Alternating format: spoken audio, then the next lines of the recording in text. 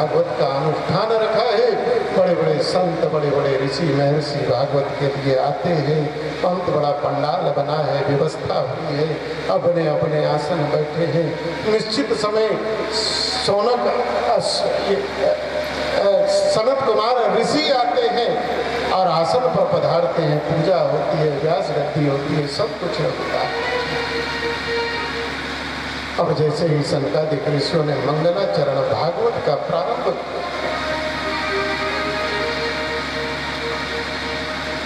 श्रीमद् भागवत का मंगलाचरण जैसे ही प्रारंभ किया है तो संपूर्ण वातावरण हरिमय हो गया। सदा सेव्या श्रीमद् भागवती कथा यस्या श्रवण मात्रेण हरिश्चित्तं समाश्रये। भागवत कोई साधारण ग्रंथ नहीं है और भक्ति के साथ ज्ञान और वैराग्य पुनः अपनी तरुणाई को प्राप्त हो गए। नर्तन करती हुई और वहां भक्ति पधारती है। व्यासपीठ को नमन करके सनत कुमारों से, सनकादिक ऋषियों से पूछती हैं, हम कहाँ स्थान लें? श्री सूत जी महाराज कहते हैं कि सनकादिक ऋषियों ने भक्ति को निवेदन किया है कि हे भक्ति, जिन जिन के हृदय में भगवान का नाम चलता हो, सुमरण चलता हो, उन भक्तों के हृदय में जाकर आप स्थापित हो जाए। तिनके हृदय बसौ रघुरा, जिसके हृदय में भगवान की भक्ति का, जिसके हृदय में राम है, वहां भक्ति है। क्योंकि जहां राम होगा वहां काम नहीं हो सकता, और जहां काम वहां राम नहीं हो सकता। जहां काम तहाँ राम नहीं, जहां राम नहीं काम। तुलसी दोनों ना रहे, रवि रजनी एक ठाम।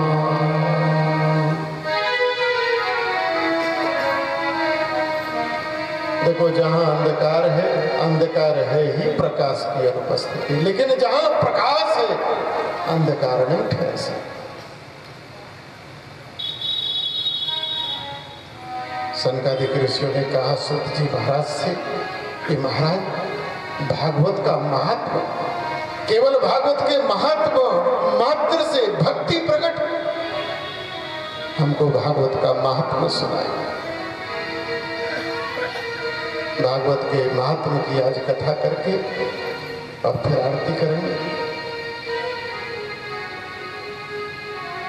सूत जी महाराज वर्णन करते हुए कहते हैं कि ऋषियों, प्राचीन काल में तुंगभद्रा नाम की एक नदी के किनारे एक वेद पाठी ब्राह्मण रहता था जिसका नाम आत्मदेव।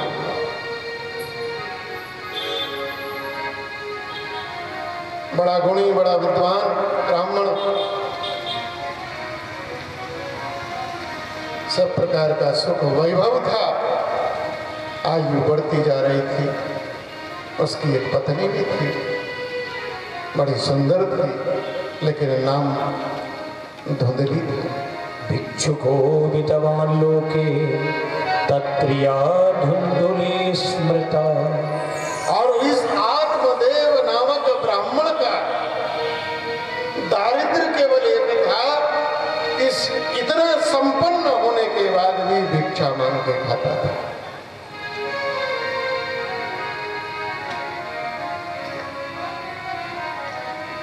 भाई, लोभ,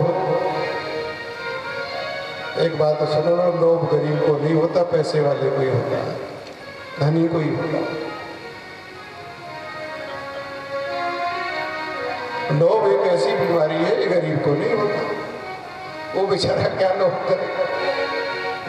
हाँ, क्रोध काम तो सबको होता, लेकिन लोभ की यह विशेषता है। उम्र बीतती जा रही थी। सूत जी महाराज कहते हैं कि इस आत्मदेव को कोई संतान नहीं थी और इसी का दुख था। न पुत्रो ना पिबा पुत्री, ना बेटा ना बेटी। अगर बेटी होती तो बेटा नहीं। ततश्चिंता तुरो, इसी चिंता में रात दिन घूमता रहता था।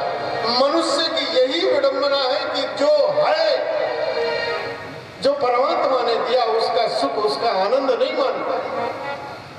जो नहीं है रात दिन उसी के लिए रोता रहता है। सुख और दुख इसी में है कि जो भगवान ने दिया उसका थैंक यू नहीं बोलता, उसका सुख अनुभव नहीं करता। जो नहीं है उसका रोता, उसी के लिए रोता रहता और अपने संपूर्ण जीवन को दुख में बना लेता है।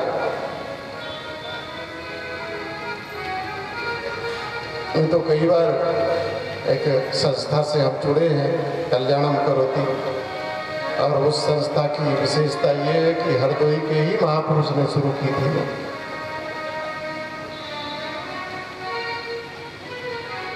विकलांगों के बीच में बहुत बड़ा काम करती है। लखनऊ में मोती महल में उसका केंद्र है, मथुरा में भी बहुत बड़ा। हरदोई के अग्रवाल साहब थे, नाम में भूल रहा हूं उनका, जो उसके संस्थापक थे, राधा कृष्ण अग्रवाल। उस संस्था का एक मोटो है, वो उन्होंने दुनिया के एक बहुत बड़े दार्शनिक के नाम से लिया, एनन के नाम से।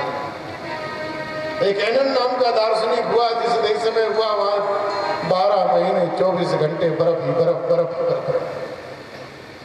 थोड़ा गरीब था, उसके पास जूता नहीं था बर्फ को पहनने वाला।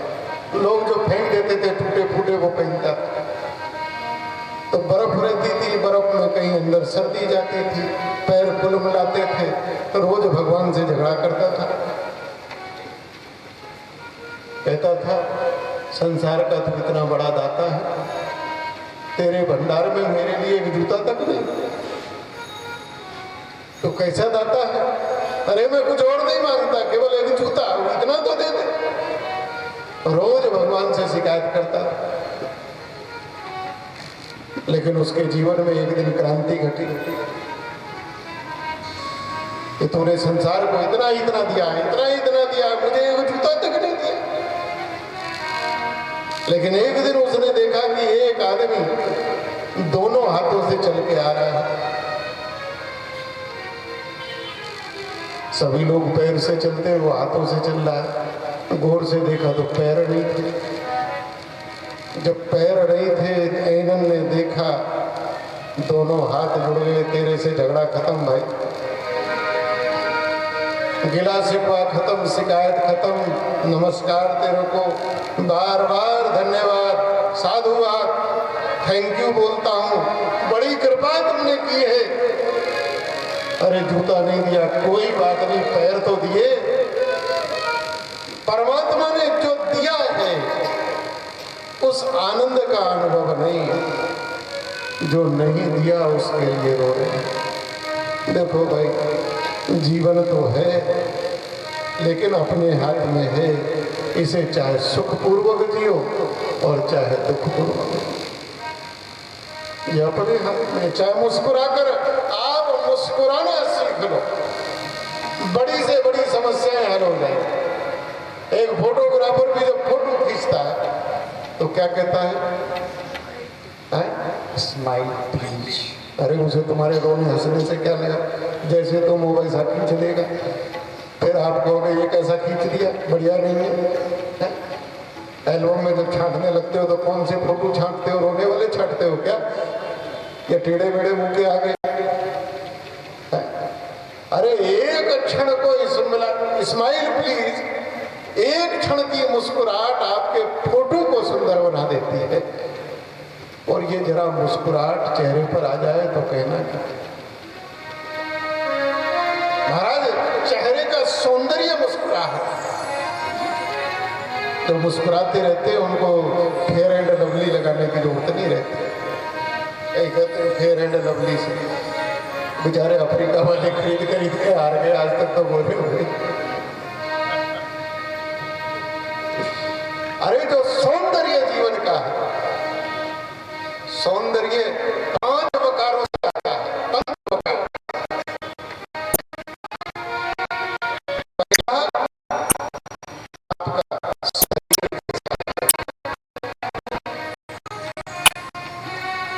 एक ने तो बिल्कुल ऐसे मुंह बना लिया है, ऐसा लगता है मुहर्रम में पैदा हो गए महाराज। मुस्कुराना तो, हाँ कई लोग तो ऐसे तनाव में रहते हैं, बस पता नहीं क्या कर बैठे। अरे जरा मुस्कुरा, चेहरे पे मुस्कुराने से चेहरा खिलता है, चेहरे में ओज आता है, चेहरे में पॉजिटिव भाव आते हैं, चेहरे में विषैले तत्व तो नहीं आते, चेहरे में मधुरता आती है।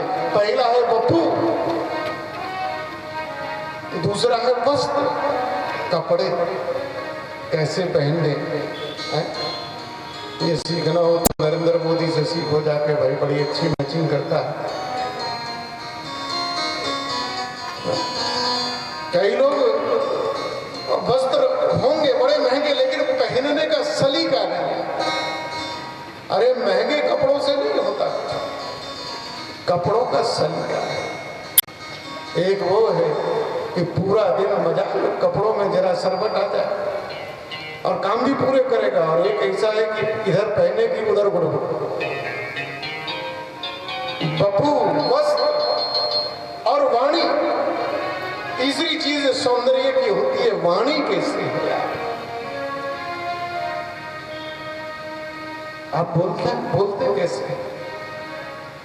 आपका बोलना प्रिय लगता है क्या या अप्रिय लगता है?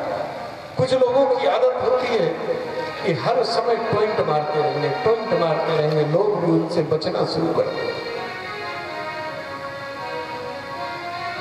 कुछ लोग होंगे बिल्कुल नाक पर गुस्सा बैठा रहेगा। वाणी कैसी हो, वाणी की मधुरता कैसी हो। कोयल किसी को देती नहीं और कौआ किसी का कुछ लेता है। द्वार पर कौआ आ जाए, काऊ काऊ करे तो लोग कहेंगे उड़ाओ उसको।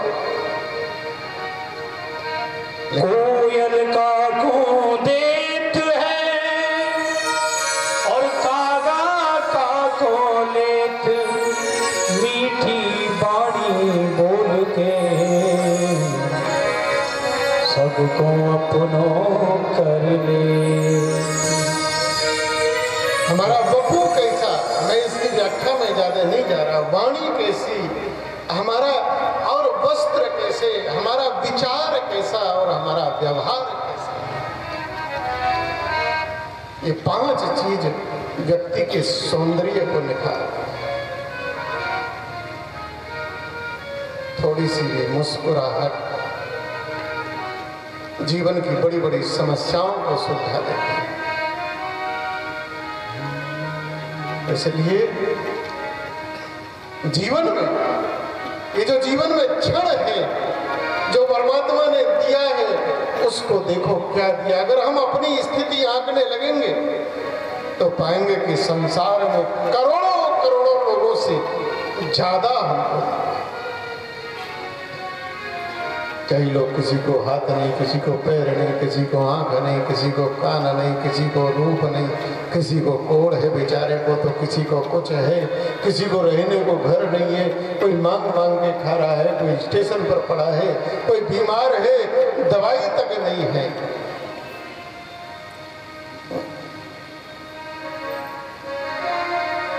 हमारे घर में हमारे बच्चे 10-10, 11-11 बजे तक पड़े रहते हैं, उठने का नाम नहीं लेते, लेकिन काम वाली बाई बेचारी 10 मिनट लेट हो जाए, अरे वो भी अपने किसी बच्चे की माँ होगी।